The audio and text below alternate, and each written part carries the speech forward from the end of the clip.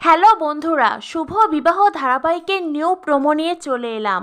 নতুন এই প্রোমোতে দেখানো হয়েছে বসু মল্লিক বাড়ি থেকে সুধাদের বাড়িতে বিয়ের প্রস্তাব আসে। স্বাভাবিকভাবেই সকলে দুয়েলকেই পাত্রী হিসেবে ভেবে নেয়।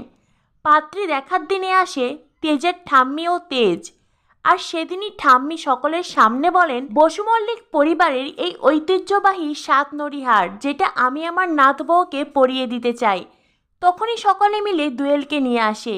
সুধার পরিবারের সকলেই খুশি, কিন্তু ঠাম্মি সকলকে অবাক করিয়ে দিয়ে বলে, এই মেয়ে নয়। এরপরেই ঠাম্মি সুধার গলায় 7 নড়ি হার পরিয়ে দিয়ে বলে, এই মেয়ে আমার তেজের যোগ্য বউ। সুধা বলে, আমি। এরপরেই দেখা যায় সুধা ও তেজ আলাদা কথা বলছে।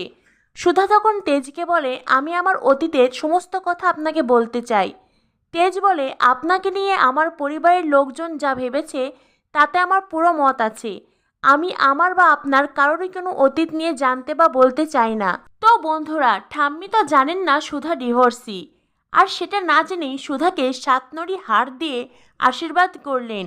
আর সেই সঙ্গে বিয়ের পাকা কথাও দিলেন। তবে কি বিয়ের মণ্ডপেই জানা যাবে সুধার জীবনের কঠিন সত্যি?